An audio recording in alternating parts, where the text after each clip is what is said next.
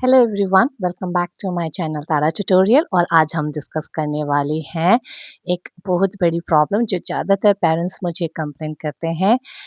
वो कहते हैं कि मेरे बच्चे को इंग्लिश जो लिखा हुआ है सेंटेंसेस उसके मीनिंग नहीं आ रही हैं।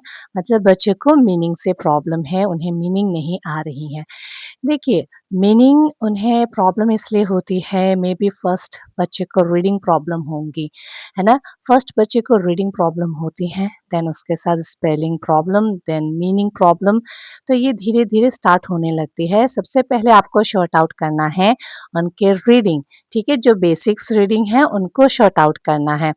क्योंकि अगर बच्चे को रीडिंग प्रॉब्लम होती है, तो वो उसका फर्स्ट कंसंट्रेशन या फोकस उनका रीडिंग पे होता है, मीनिंग पे नहीं जा पाता है। अगर बच्चा अच्छा रीडिंग करता है, देन वो फोकस करता है नेक्स्ट स्टेप मीनिंग पे।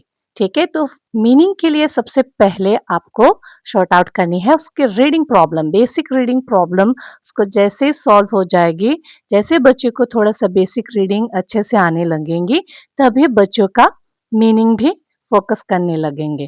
तो फर्स्ट थिंग है बच्चों का रीडिंग बेसिक्स आनी चाहिए। एंड सेकेंड थिंग है, देखिए इंग्लिश हम कहाँ यूज करते हैं? We never use English word, English sentences in our daily life, है ना? डेली लाइफ में हम कहीं नहीं करते हैं, बस स्कूल में, वो भी इंग्लिश सब्जेक्ट में सिर्फ हम करते हैं। Only one subject English. और कहीं पे अगर, है ना, इंग्लिश मीडियम स्कूल हो, तभी हम एक्सप्लेनेशन के दौर पे हम इंग्लिश यूज करते हैं। अदरवाइज स्पोकन आपका हमेशा हिंदी ही रहती है, और घर में भी हिंदी रहती है। अगर बच्चे ट्यूशन जाता है तो भी हिंदी में ही सारा हमारा डेली रूटीन होता है। तो इससे कहाँ बच्चा इंग्लिश सीख रहा है? They are just learning the question answer, they are reading the chapters only. यहीं तक वो लिमिट है। इसलिए हमारे बच्चे मीनिंग को भी उसको अलग सा पढ़ना पड़ता है, जबकि ये एक डेली रूटीन से बच्चे को सीखना चाहिए। जैसे घर में जो भी वोकैबुलरी है, हाउस होल्ड है ना, तो उसको हमें सीखना है।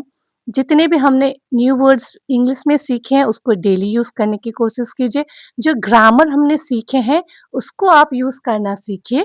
तो जो भी प्रैक्टिकल, अब जो भी थ्योरी पढ़ते हैं उसको प्रैक्टिकली कीजिए, तो मीनिंग भी साथ साथ में क्लियर होने लगेंगी। तो इसमें ज़्यादातर एक्टिविटीज होनी चाहिए। इंग्लिश में पेरेंट्स आपको जितनी आती है उतना कन्वर्सेशन करने की कोशिश कीजिए अपने बच्चों के साथ। तो सेकंड है मीनिंग, आप through conversation with your parents आप घर में भी कर सकते हैं, ठीक है, वर्ड मीनिंग क्लियर करने के लिए।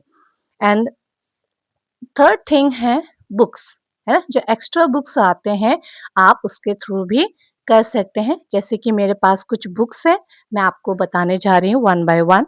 जैसे रीडिंग कम्प्रहेंशन है। रीडिंग कम्प्रहेंशन में देखिए लेवल होती हैं, ठीक है?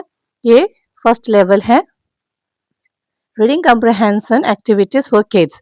रीडिंग मीन्स पढ़ना, कम्प्रहेंशन मीन्स समझना। तो इसको हम बच्चों को कैसे इंट्रोड्यूस करा सकते हैं? फर्स्ट दिन आप अपने बच्चों को रीडिंग करने दीजिए, ओनली रीडिंग, जिससे कि उसका फोकस रीडिंग पे रहे। एंड सेकेंड डे आप उस रीडिंग के हुए सारे पैराग्राफ को हिंदी में समझाइए, मीनिंग समझाइए। देन थर्ड डे आप बच्चों को इसके जो भी एक्सरसाइज होते हैं, जो भी क्वेश्चन आंसर होते हैं, उसको बच्चों को खुद करने दे। क्योंकि फर्स्ट दिन आपने रीडिंग करवाया, सेकेंड दिन उसको मीनिंग समझाया, देन अभी बच्चा पूरा क्लियर है उसका, उसको खुद ही अपने से सॉल्व करना है। अगर आप इस तरह से उनको डेली देंगे, तभी बच्चों में समझने की क्षमता, जो इंग्लिश वर्ड है उसको अंडरस्टैंडिंग करने में सक्सेस होंगे। क्योंकि ये एक दिन का प्रैक्टिस नहीं है, ठीक है? अगर आप एक दिन प्रैक्टिस करेंगे, इट्स डजंट मीन कि आपने पूरे साल के लिए किया। जैसे ये पूरा होल बुक है, अगर आपने इसको पूरा बुक एक साल में किया, ठीक है, वो साल के लिए एनफ थी। बट नेक्स्ट ईयर के लिए उतना नॉलेज नहीं, नेक्स्ट ईयर के लिए फिर आपका लेवल बढ़ जाएगी, है ना? इंग्लिश का लेवल बढ़ जाता है। मीनिंग, है ना, एक वर्ड का बहुत सारे मीनिंग होते हैं इंग्लिश में, बट आपको अंडरस्टैंड करनी पड़ती है अकॉर्डिंग टू द कॉन्टेक्स्ट, ठीक है? उसमें क्या कहा गया है, किस संदर्भ में हम बात कर रहे हैं, तो उसको आपको समझने की जरूरत है। तो जैसे ये आपने पहले यूज किया, आप कहेंगे कि हमने एक साल पूरा किया था प्रैक्टिस, फिर भी नेक्स्ट क्लास में आपको हमें इम्प्रूवमेंट नहीं दिख रही, तो ये क्या है, प्रॉब्लम है। तो 1 साल की प्रॉब्लम नहीं है, ये हर बार जिस तरह से क्लास बढ़ती जाएँगी, आपके बच्चों का रीडिंग लेवल भी बढ़ती जाती है। अगर फर्स्ट ईयर में आपका इससे है ना, इतने से भी इम्प्रूवमेंट नहीं आ रही है, तो ऑब्वियसली आपको सेकंड लेवल भी लेना पड़ेगा, थर्ड लेवल भी लेना पड़ेगा क्लास के हिसाब से, ठीक है? So I have this one, level 1 वो फर्स्ट वाला किड्स के लिए है, छोटे बच्चों के लिए, ये लेवल 1, देन ये लेवल 2, ठीक है? तो बच्चों को जो प्रॉब्लम है ना, एक ही बार सॉर्ट आउट नहीं होते, इट टेक्स टाइम, बहुत टाइम लेंगे, 1 साल, 2 साल, 3 साल, 4 साल, है ना? बहुत साल, क्योंकि वो कंटिन्यूअस मेहनत है, ये लॉन्ग टर्म प्रोसेस है। इंग्लिश इज़ अ लैंग्वेज, इसको समझने में, सीखने में आपको पूरा लाइफ है ना, एक प्रोसेस है, बहुत लंबा प्रोसेस है, क्योंकि हर बार क्लास के लेवल के साथ इंग्लिश का भी लेवल बढ़ती जाती है। तो ये तो हुआ इंग्लिश का।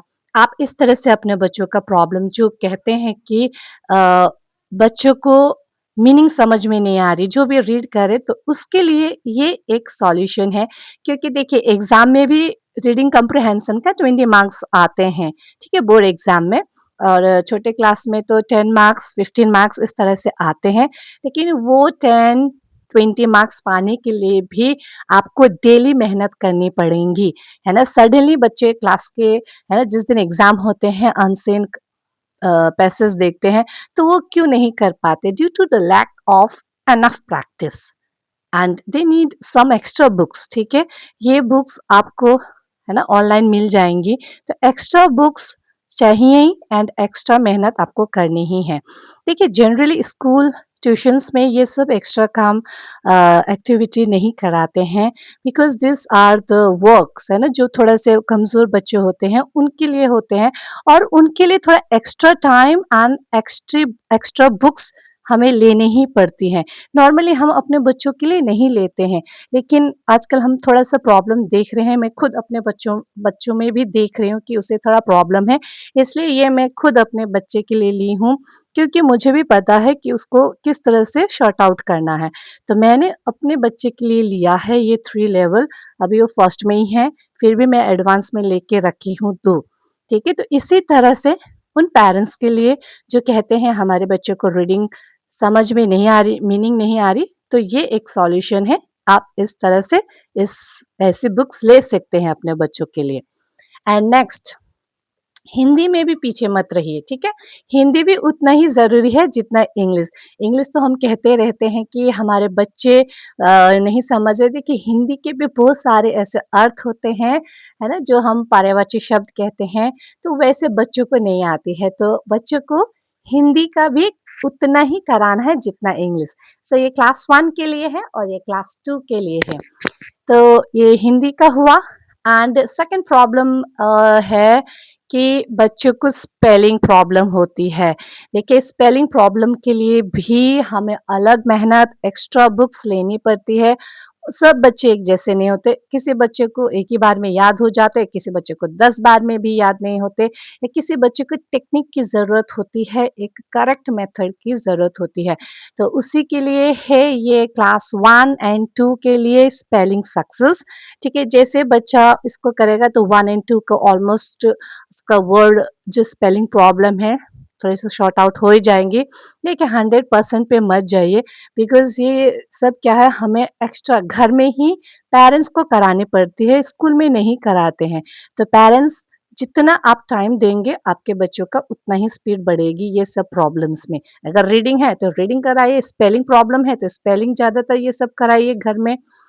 तो ये है, जैसे लेवल बढ़ जाएगी, 3 की भी होती है, 4, 5, इस तरह से आपको लेवल बढ़ा के नए-नए बुक्स लेने हैं। Then another one is those children who is having sight problems, है ना? साइट प्रॉब्लम्स भी होते हैं, साइड वर्ड्स, साइट प्रॉब्लम्स नहीं, साइड वर्ड्स, ठीक है? साइड वर्ड्स के प्रॉब्लम होते हैं, तो उसके लिए है, इसमें साइड वर्ड्स दिए हुए हैं, प्लस इसके सेंटेंसेस भी दिए हुए हैं। बार-बार बच्चा उसी वर्ड को रिपीट करते जाएँगे, तो सेंटेंस के थ्रू तो बच्चों को रीडिंग करने में भी बहुत आसानी होती है। ये है side words and sentence level 2, और ये फर्स्ट, ठीक है? तो यही सब है सॉल्यूशन, है ना? प्रॉब्लम तो बहुत सारे हैं, है ना? बट हमें ध्यान देना है सॉल्यूशन पर। किस बच्चे को किस तरह के प्रॉब्लम है उसके अकॉर्डिंग आप बुक लीजिए, उसको कराइए घर में, क्योंकि ये सब प्रॉब्लम्स कुछ बच्चों को होते हैं, सारे को नहीं, इसलिए स्कूल में ऐसे एक्स्ट्रा नहीं कराते हैं। स्पेलिंग प्रॉब्लम है, स्पेलिंग बुक लीजिए, साइड वर्ड्स है, तो साइड वर्ड्स बुक लीजिए, रीडिंग कम्प्रिहेंशन है, लीजिए एंड डेली बेसिस पे आप प्रैक्टिस ज़रूर कराइए अपने बच्चों को। एंड देखिए मैं भी यही प्रॉब्लम को समझते हुए अपने ट्यूशन में भी इंट्रोड्यूस कराने की सोच रही हूँ, ठीक है? मैं भी सोच रही हूँ कि मैं भी इंट्रोड्यूस कराऊँ, जिससे कि पेरेंट्स का थोड़ा-सा बर्डन कम हो जाए और उनको भी मैं थोड़ा समझा पाऊँ कि एक्स्ट्रा प्रॉब्लम जो होते हैं बच्चों को कुछ ज़्यादा है ना, जिसको थोड़ा-सा रीडिंग, राइटिंग, स्पेलिंग ये सब में, तो उनको भी थोड़ा-सा बता सकूँ कि आप इस तरह से कर सकते हैं। मैं भी यहाँ पे कोशिश करूँगी इस साल से कि बच्चों को ये सब बुक यहाँ पे थोड़ा-सा टाइम दे के हम करा सकें, बिकॉज़ ट्यूशन का सबसे मेन फ़ोकस तो सिलेबस कंप्लीट एंड एग्ज़ाम की तैयारी होती हैं।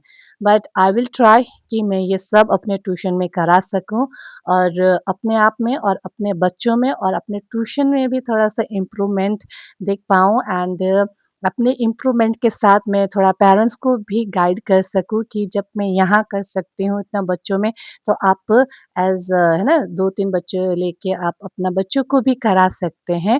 तो this are the things that आपको जो है ना, आप जो प्रॉब्लम्स है वो सॉर्ट आउट कर सकते हैं अपने घर में। रीडिंग, फिर reading comprehension, spelling and sight words और इसके साथ-साथ हिंदी के भी, ठीक है? तो यही बातें हैं, यही टिप्स है जो मैं हर पेरेंट्स को बताना चाहती हूँ कि प्रॉब्लम्स बहुत सारे होते हैं, है ना? हर बच्चों में अलग-अलग होती हैं, but try to find out the solution, है ना? Try to work on the solution only, ठीक है? अगर आप इस तरह से अपने बच्चों के जो प्रॉब्लम्स है सॉल्यूशन में काम करेंगे तो भी आपके बच्चे आगे बढ़ेंगे। प्रॉब्लम्स पे प्रॉब्लम मत बढ़ाइए, है ना? सॉल्यूशन की तरफ जाइए, एक्स्ट्रा बुक लीजिए, एक्स्ट्रा टाइम दीजिए एंड बच्चों को समझिए, उन्हें गाइड कीजिए। Okay? Thank you so much.